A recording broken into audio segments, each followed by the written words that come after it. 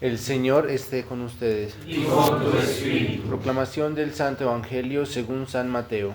Gloria a ti, Señor. En aquel tiempo, inmediatamente después de la multiplicación de los panes, Jesús hizo que sus discípulos subieran a la barca y se dirigieran a la otra orilla, mientras él despedía a la gente. Después de despedirla, subió al monte a solas para orar. Llegada la noche, estaba él solo allí. Entretanto, la barca iba ya muy lejos de la costa y las olas la sacudían porque el viento era contrario.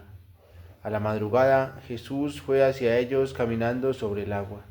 Los discípulos, al verlo andar sobre el agua, se espantaron y decían: «Es un fantasma», y daban gritos de terror. Pero Jesús les dijo enseguida: «Tranquilícense y no teman, soy yo». Entonces le dijo Pedro: «Señor, si eres tú, mándame ir a ti caminando sobre el agua». Jesús le contestó: «Ven». Pedro bajó de la barca y comenzó a caminar sobre el agua hacia Jesús. Pero al sentir la fuerza del viento le entró miedo, comenzó a hundirse y gritó: «Sálvame, Señor». Inmediatamente Jesús le tendió la mano, lo sostuvo y le dijo: «Hombre de poca fe, ¿por qué dudaste?». En cuanto subieron a la barca, el viento se calmó. Los que estaban en la barca se postraron ante Jesús diciendo: «Verdaderamente tú eres el Hijo de Dios». Terminada la travesía, llegaron a Genesaret. Apenas lo reconocieron los habitantes de aquel lugar, pregonaron la noticia por toda la región y le trajeron a todos los enfermos. Le pedían que los dejara tocar siquiera el borde de su manto, y cuando lo tocaron quedaron curados. Palabra del Señor. Gloria a ti, Señor Jesús.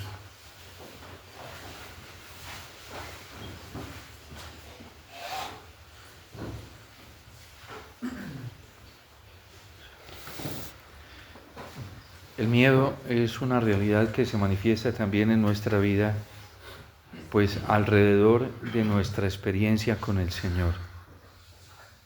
El miedo es muy tremendo porque en su manifestación más natural es un mecanismo de defensa, como llama hoy la psicología, o también como algunos teóricos sobre la antropología humana lo llaman una fuerza, un instinto de conservación que la persona humana tiene para su protección.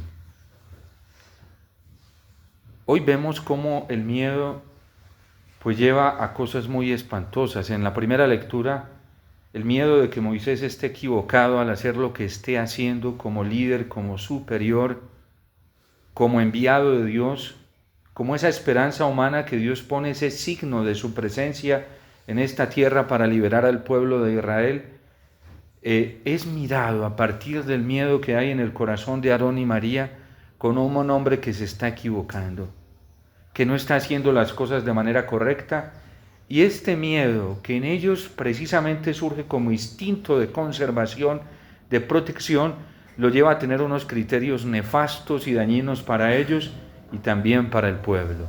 Los lleva a la murmuración y a la crítica, a la inconformidad interior con un hombre con el cual Dios habla cara a cara, porque con ninguna otra persona, dice el Señor, Él habla. A los profetas les manifiesta las cosas en sueños a través de signos, a Moisés no.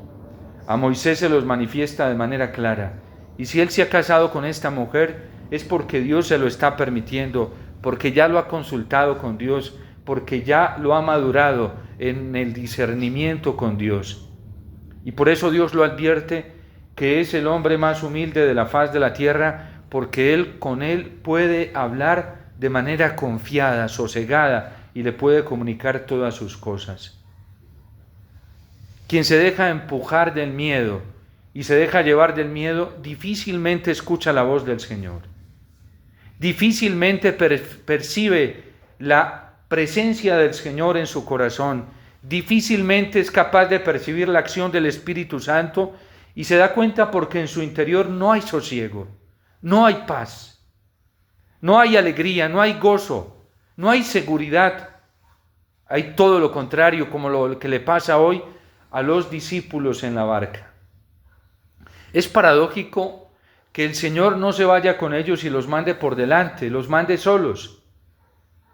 Y con toda tranquilidad el Señor, después de terminar de despedir a la gente, luego se toma todo el tiempo y se sube a la montaña para ir a hablar con su Padre Celestial. Y allí está orando, allí está orando con el Padre, allí está teniendo un contacto cara a cara con el Padre. ¿Por qué esa actitud de Jesús? Porque Jesús sabe que todo depende del Padre. Y que si sus discípulos, a quien el Padre les ha encomendado cuidar y le ha encomendado proteger, están en los brazos del Padre, porque Él se los está entregando al Padre y no están en peligro. Así los haya mandado a bogar mar adentro. Así los haya mandado dentro de la fragilidad de una barca. Y así no estén con Él, Jesús está seguro de que sus discípulos están seguros, porque Él está haciendo lo más importante que debe hacer por ellos, y es encomendárselos al Padre, es entregárselos al Padre. Y la protección más grande que Jesús les da a sus discípulos, a sus apóstoles que van en esta barca, es mantenerlos siempre bajo la protección del Padre. Por eso no se angustia ni está preocupado ahí pensando, ay, ¿cómo estarán? ¿Qué les estará pasando? Donde de pronto ellos, estos pobres que a veces son tan miedosos, y les llegue cualquier zarandeo y se vayan a hundir del susto. No, Jesús tiene la confianza puesta en el Padre, por eso se queda allí orando. Recuerden que todas las rebeldías del pueblo de Israel empezaron precisamente cuando el Señor llamaba a Moisés muchos tiempos a solas con él y se subía a la montaña, y el pueblo se desesperaba y decía, este Moisés que nos ilusionó allá en Egipto, luego nos sacó y ahora nos dejó aquí tirados. Y van y persuaden, contagian a Aarón de esa murmuración, de esa crítica, de esa desconfianza interior, y le dice, haznos un ídolo que este Moisés nos dejó tirados. Nos salió con un chorro de babas. Dios sabía lo que estaba haciendo.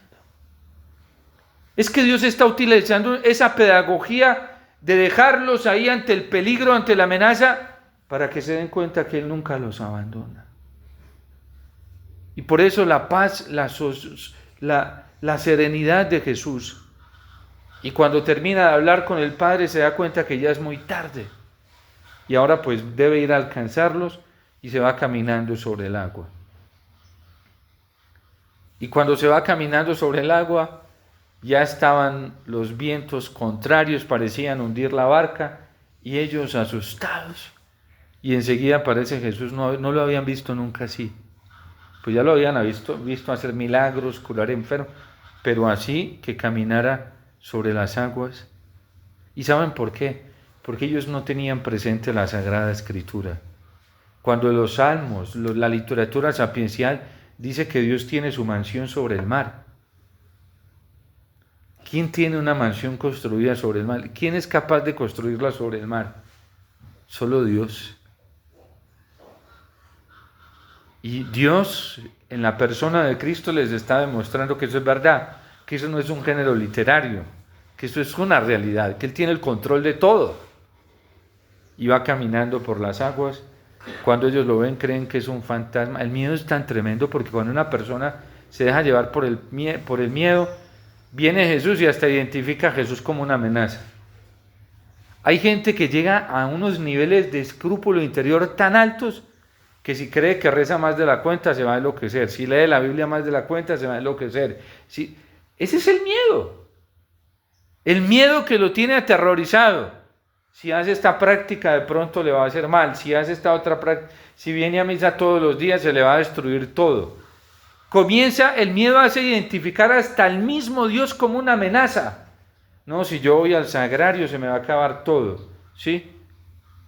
Y enseguida Satanás, que es hábil para darse cuenta de eso, pues va y les alimenta eso.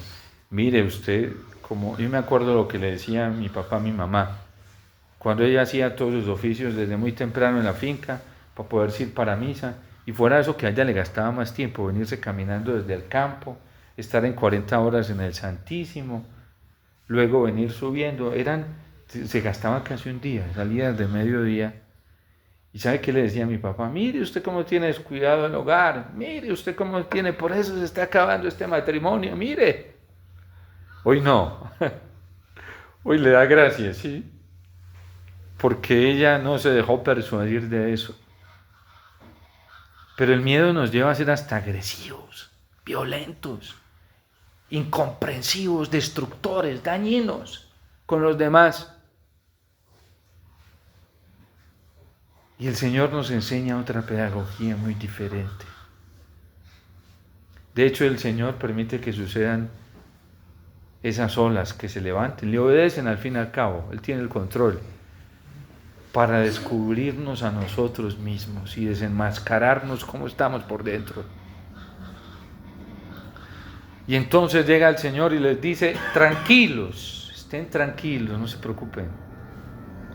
Señor, pero si esto se está sacudiendo y se hunde, tranquilos, se los digo yo, tranquilos. Señor, la barca está llena de agua, tranquilos.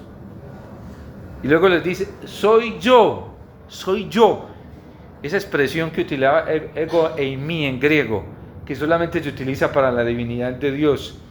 Soy yo, soy Dios. Cuando Dios le habla a Saulo, porque es el mismo Dios a quien él está defendiendo y lo está defendiendo hasta perseguir a los cristianos, se le revela el mismo que él está defendiendo y le reprocha y le dice, Saulo, Saulo, ¿por qué me persigues? Y le dice, ¿y entonces quién eres? ¿Cómo así me confundes? La aparición de Dios a Saulo de Cristo fue una confusión para él tan alta, porque llegó y lo increpó y le dijo, al mismo que tú estás defendiendo, es al mismo que tú estás persiguiendo. Utilizó esa expresión que utiliza el griego para decirle, yo soy. ¿Cómo así que tú eres el mismo? Sí, somos de la misma naturaleza. Mi hijo tiene la misma naturaleza divina que la mía y tú me estás persiguiendo en él. Saulo quedó encandelillado, 3 días, confundido, mientras hacía todo ese proceso de conversión. Porque cuando una vida, Saulo él mismo lo dice que el pecado, aprovechándose del miedo que él tenía en su interior de faltar a la ley, lo esclavizó. Cuando uno se relaciona con Dios desde el miedo, todo lo que hace lo va a hacer mal. Y Saulo se relacionaba con Dios desde el miedo. Cuando alguien viene a misa por miedo a condenarse, téngalo por seguro que las cosas no le van a salir tan bien. Cuando alguien viene desde el amor, desde la confianza, desde la alegría de encontrarse con el Padre Celestial, con el amor espléndido de Dios, eso es muy diferente, va a salir diferente. De hecho, al diablo le encanta impulsar una religiosidad y una espiritualidad basada en el temor. Porque eso solo lleva a tenerle miedo a Dios. Como le pasó a los discípulos. Apareció caminando y estaban llenos de miedo. ¿Y qué les dice el Señor? Siempre nos va a decir lo mismo. Tranquilos, tranquilos. No teman. Soy yo. San Juan en su primera carta dice algo extraordinario. Dice que el amor perfecto se desarrolla en nuestro corazón cuando tenemos plena confianza en el día del juicio.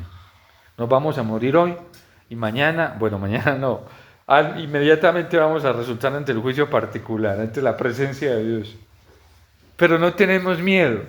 ¿Por qué? Porque siempre hemos vivido en esa relación aquí con Él desde el amor, desde la paternidad, ¿sí? Desde una vida sosegada. Entonces, ¿qué es lo que uno desea? Encontrarse con Él. El Papa Benedicto XVI en su testamento decía, me voy a morir y sé que aparecerán muchas imperfecciones ante el juicio de Dios, me voy a encontrar ante el juicio de Dios. Y decían, pero no tengo miedo, estoy contento porque yo tengo un abogado por quien siempre trabajé en esta tierra y a quien siempre me esforcé por serle fiel y se llama Jesús. Entonces, Él se pondrá delante de mí para presentarme ante el Padre. Entonces, como Él va a ser el que me va a presentar, no tengo miedo porque yo en esta vida me la pasé todo el tiempo buscándole. Santa Teresita decía que ella cuando llegara a la presencia del Señor no tenía méritos, que iba a llegar con las manos vacías, pero que lo que iba a hacer era llenarse de los méritos de Cristo en esta tierra. Entonces por eso ella aprovechaba tanto la Eucaristía, buscaba a Jesús tanto en la oración, lo buscaba en su palabra, porque ella era detrás de esos méritos. Le decía a Jesús, yo no tengo nada que presentar, entonces te voy a buscar a ti en esta tierra para que tú me regales tus méritos, yo se los presento al Padre. Y por eso oramos, y por eso hacemos penitencia, y por eso hacemos mortificaciones, para poder adquirir con mayor plenitud los méritos de Cristo, no los nuestros. Y por eso tantas cosas que la Iglesia nos propone, un espíritu de penitencia, para poder llenarnos de los méritos de Cristo. Porque sin esos méritos, si no nos esforzamos en esta tierra por tener los méritos de Cristo, ¿qué vamos a presentar? Por eso nos esforzamos por no pecar, porque si no, ¿qué méritos vamos a presentar? Los méritos del mundo, del pecado, eso nos sirven para la perdición.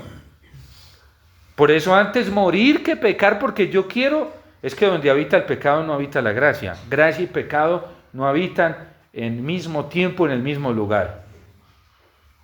Eso es un axioma tangible en la doctrina de la Iglesia, en la moral de la Iglesia. Gracia y pecado no pueden vivir juntos, son antagónicos, dice San Pablo.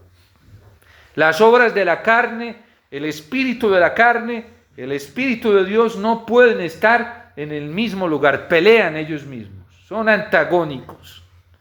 Y por eso nuestro esfuerzo por no caer en el pecado, porque nos queremos llenar de los méritos de Cristo. Ánimo, tranquilo, no teman, soy yo. Porque el día del juicio es lo único que le vamos a presentar al Padre. Todo lo que nosotros nos hayamos llenado de Cristo en esta tierra. Entonces nos presentaremos ante el juicio y dirá San Juan, cuando ya hemos llegado a esa plena confianza de que vamos a presentar los méritos de Cristo, porque en esta tierra me esforcé con todas las fuerzas de mi ser por alcanzar a Cristo, como Cristo me ha alcanzado a mí, entonces ya tendré plena confianza en el día del juicio. Presentaré los méritos de Cristo. ¿Por qué? Porque aquí me esforcé por tenerlos, por no perderlos, por aumentarlos. El que vive una vida de pecado, ¿cómo se va a engañar a sí mismo y va a engañar a los demás diciéndoles que se está esforzando por Cristo? Se está esforzando por vivir para el mundo, para sí mismo, no para Cristo. Se está llenando de una cantidad de méritos que no le van a servir a la hora del juicio. Entonces, por eso nosotros nos alejamos del pecado, porque el pecado nos separa de la gracia, nos separa del Señor. En fin, nosotros tenemos un camino muy hermoso en la vida cristiana y es el camino de la confianza, del abandono en el Señor. Pedro le dice, Señor, si es verdad que eres tú, mándame ir a caminar sobre el agua. Y le dice, ven. Y de hecho Pedro comienza a caminar. Pero ¿qué pasó cuando comenzó a caminar ahí? Feliz, estoy caminando sobre el agua, ¿sí? Y enseguida se levantan otra vez las tempestades. Y dejó entrar el miedo nuevamente. Flaqueó la confianza. Y comenzó a hundirse y le gritó, Señor, sálvame. ¿Se acuerdan cuando uno de ellos, creo que fue Pedro, que le dijo, Señor, y nosotros que lo hemos dejado todo por ti, ¿qué vamos a adquirir?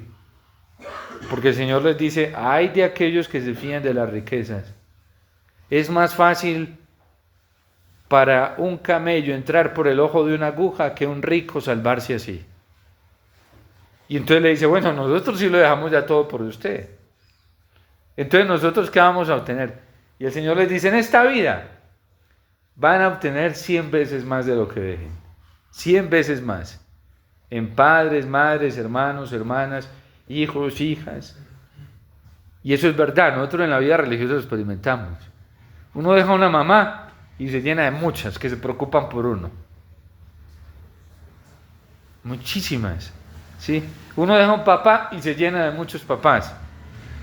Uno deja la posibilidad de tener unos 3 o 4 hijos y se llena de más hijos. Yo hoy tengo hijos por toda parte, ¿sí? A mí me molestan porque dicen, usted tiene hijos regados por toda parte donde va, ¿sí? Muchísimos. Y eso que yo pensaba en casarme porque anhelaba tener una familia y unos hijos, pero jamás pensé que Dios me iba a dar tantos y de todos los tamaños. Entonces, 100 veces más de todos los tamaños, colores, sabores. En esta vida recibirán 100 veces más. Y dice, con persecuciones. Y a Pedro le había olvidado eso. Volvieron y se levantaron las olas. La vida cristiana se desarrolla en medio de tribulaciones. Y así todos nosotros no tenemos miedo. Bueno, no debemos tener miedo. Yo no soy la mejor demostración de eso porque soy muy cobarde, ¿sí? Pero no debemos tener miedo. No debemos tener miedo porque siempre está la gracia del Señor. Dice, y en la otra vida, la vida eterna. Señor, sálvame que me hundo. Y llega el Señor y lo salva y le llama la atención. Lo reprende. Le dice, hombre de poca fe. Y la Biblia lo pone con signos de admiración. Quiere decir que se lo dijo bien fuerte. Cuando le ponen a unos signos de admiración, hombre de poca fe. No, hombre de poca fe. ¿Por qué dudaste? ¿Tiene razón en reprendernos el Señor o no? Claro, si Él ya nos ha demostrado de miles y miles de formas y de maneras reales, tangibles, que está con nosotros, que debemos estar tranquilos, que no debemos tener miedo. Somos nosotros los que no le creemos. Y toda persona que vive su vida espiritual desde el miedo, cae porque cae. Al diablo le encantan los cristianos bautizados y supuestamente creyentes que fundamentan su vida de piedad en el miedo. Le encanta, porque él sabe que son sus más favoritos esclavos. Van a ser sus más favoritos servidores. ¿Ustedes creen que por qué estos gobiernos y estas naciones, hoy hay una cultura del miedo? Y una cultura que se ha desplazado y se ha infundido a través de los medios de comunicación social. Hasta en los videntes, los que reciben mensajes, son metiendo miedo. Y todo lo vemos desde el miedo. Y el diablo es feliz, porque el diablo sabe que el miedo es la realidad, su arma más favorita en el corazón humano, su especialidad. La iglesia, por ejemplo, admite que alguien llegue a la conversión por miedo a la condenación. Lo admite y lo acoge, pero no lo deja ahí. La iglesia inmediatamente lo está llamando a la maduración de su conciencia. No puedes quedarte ahí. Tienes que llegar al amor perfecto. Pero lo admite. De hecho, muchos santos, entre ellos San Ignacio de Loyola. San Ignacio de Loyola, la primera meditación que propone en los ejercicios es sobre el pecado. Y comienza a hablar de la realidad del pecado, incluso lo trae en esa meditación del pecado y pone a repetir y a hacer resúmenes de esa meditación y a mirar las consecuencias del pecado para lograr nuestra conversión. Y eso es válido. Eso es válido, la iglesia lo admite, lo que llama la contrición imperfecta. Hay muchos santos que utilizaron ese mecanismo de persuasión con tal de lograr de atraer a todos al reino de Cristo. Y luego la iglesia los acoge a través del sacramento y vengan, yo les voy a mostrar el camino hacia el Padre, el camino hacia la felicidad, el camino hacia la sanación total. La iglesia lo admite, lo permite, pero no deja a nadie ahí. Nos quiere llevar al encuentro definitivo con nuestro Padre. Jesús a veces utilizaba esa persuasión. Los profetas sí que la utilizaban. Hablaban del día de Yahvé, grande y terrible, con tal de sacudir y llevar a la conversión. Porque hay gente, los que han dejado cauterizar su conciencia, a ellos no les funciona que les hablen así, acariciando. Eso no funciona. El que dejó cauterizar su conciencia precisamente la dejó cauterizar a través del relativismo. de relativismo. Se relajan tanto que lo que dice el Catecismo de la Iglesia Católica cuando habla de aquel pecado contra el Espíritu Santo, que es el pecado de la desesperación y el pecado de la presunción. Y dice que es un atentado contra la esperanza, la virtud fundamental para alimentar la fe y la caridad. Porque ¿qué hace el presuntuoso? Dice, no, yo igual me voy a salvar sin necesidad de conversión. Por eso a mí no me hablen de pecado. Que igual yo me voy a salvar, ahí lo trae el Catecismo de la Iglesia Católica en el primer mandamiento. Y dice que es una falta grave contra el Espíritu Santo. Yo me voy a salvar sin necesidad de conversión. Dios es tan bueno, su misericordia es tan grande, que igual yo me muero, como esté, me salvo. Es más, ¿sabe qué? Otra falta grave de la presunción, lo trae ahí el Catecismo. Dice, es más, voy a llegar al cielo, no va a pasar ni siquiera por el purgatorio. Y no necesito esforzarme, como esos pobres por ahí que tienen que estarse arrodillando y haciendo penitencia. No, yo no. Yo voy a llegar directico, porque yo ya le dije a Dios que me llevara directico al cielo sin necesidad de esforzarme. Como otros por ahí que pecado, que se tienen que esforzar. No. Ojo que eso la Iglesia no solamente, en Trento lo condenó, ¿sí?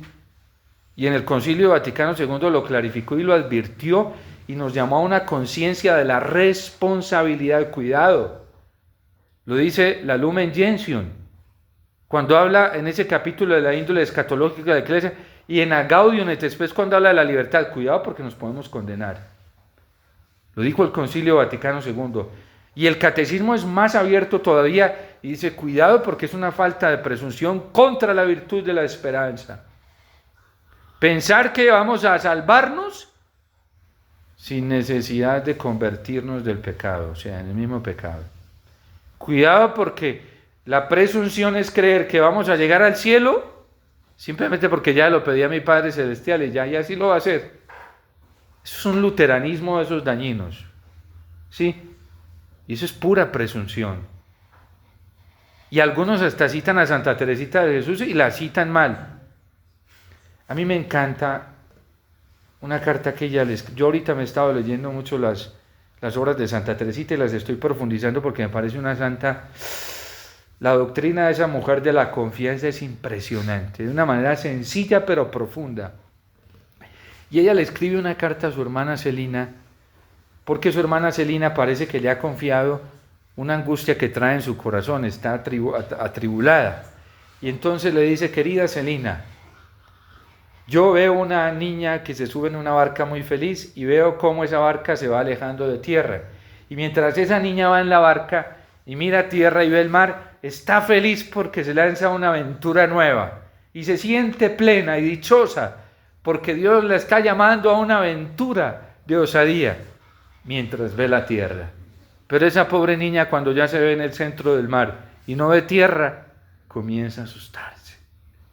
Y cuando mira la barca y ve que Jesús está dormido, privado, y para acabar de ajustar, San Marcos dice, y lo trae Santa Teresita, San Marcos dice que los apóstoles hasta le pusieron una almohada para que descansara mejor. Está profundo. Dice, esa niña se siente morir porque se llena de pánico y de terror. Y dice Santa Teresita, y los discípulos comenzaron a gritarle fuertemente hasta que lo despertaron para que lo salvara. Y dice, yo como ya he vivido esas Santa Teresita fue muy atribulada desde los 3 años. Dios la comenzó a probar desde pequeñita. A los 13 años se le llevó a la mamá. Y estando chiquitica todavía, se le lleva a su hermana que era su mamá. Y así Dios comenzó a probarla. Entonces, como ella ya ha pasado por todas esas tribulaciones, y Dios le enseñó a confiar en Él, dice, querida Celina, y yo, como sé quién es Jesús, y sé que lo que está es dormidito, y sé que Él tiene el control de todo, yo sé que Él tiene el control de todo, y es Dios, yo sí no lo voy a despertar, me voy a acostar a un lado con Él. Me lo voy a hacer ahí bien cerquita y me voy a dormir con Él. ¿Por qué? Porque ella tiene la conciencia, ha llegado por la purificación y por el esfuerzo de su alma a un grado de confianza tan alta en el Señor, no por ausencia de tribulación, no por ausencia de purificación. No, ella vive lo del Salmo hoy. Crea en mí un corazón puro, y todo su proceso ya está llegando a un nivel aquilatado de su conciencia, de su corazón, un nivel de plena confianza en el Señor. Dice, yo me voy a acostar ahí al lado porque no me va a pasar nada con Él. Porque ella se esforzó por permanecer en la gracia y no caer. Esa fue la vida de Santa Teresita. Un esfuerzo por no perder nunca la gracia. Nunca. Y por eso se esforzó por ser fiel, por nunca ofender al Señor, y prefería morir antes que fallarle a Jesús en medio de las tribulaciones que tuvo, porque ella sabía que caer en el pecado, ser infiel, era la catástrofe más grande para el alma. Era perder ese vínculo de confianza y de pleno abandono en el Señor. Pero ya había llegado y dice, ya, yo me le voy a acostar al lado, querida Celina. Y yo sé, Celina, que tú vas a salir triunfante de esto. Solo lucha y confía en Él. La confianza en el Señor nos pide un precio. Y el precio es dejar el pecado, aborrecer el pecado. La confianza y la vida de abandono filial en el Señor, esa experiencia paternal con Él, nos exige purificar nuestro corazón de todo lo mundano, de todo lo carnal, de todo lo que no es Dios. Y así podremos disfrutar de esa paz sosegada que se vive al lado de Jesús. Por eso lo del Salmo hoy: crea en mí un corazón puro, renuévame por dentro con espíritu firme, lava del todo mi delito, limpia mi pecado, para no volver a caer. En estos tiempos de tanta turbulencia, pero tan bonitos, Dios nos abre tus brazos para que lleguemos a Él. Y la mejor forma de llegar rapidísimo a esos brazos es dejar el pecado de una vez por todas. Es renunciar al pecado, aborrecerlo. Entre más lo aborrezcamos, más cerca estaremos de nuestro Padre Celestial. Es dejar el mundo en su totalidad. Entre más rápido lo dejemos, más rápido nos recostaremos ahí con Jesús. Y saben, Jesús dormido nos abrazará. ¿Sí? Y ahí nos iremos en esa barca abrazados con Él. ¿Y qué nos pasará? Nada. No más que la dicha y la felicidad de tener a nuestro Padre siempre protegiéndonos, el dueño de todo, el que tiene el control de todo y la autoridad de todas las cosas. Que hoy la Virgen y San José, que vivieron en esta plenitud de la confianza, nos enseñen a confiar en nuestro Padre Celestial. No necesitamos del pecado, no necesitamos del mundo, no necesitamos de nuestra ceguera interior, necesitamos del amor del Padre. Esa es la luz más grande que puede llegar a nuestro corazón y a nuestra vida, y la que necesita hoy el mundo y la que necesita la Iglesia, la luz de Jesús, la luz del amor de Dios. Dios te salve María, llena eres de gracia, el Señor es contigo, bendita tú eres entre todas las mujeres, y bendito es el fruto de tu vientre, Jesús. Santa María, Madre de Dios, ruega por nosotros pecadores, ahora y en la hora de nuestra muerte.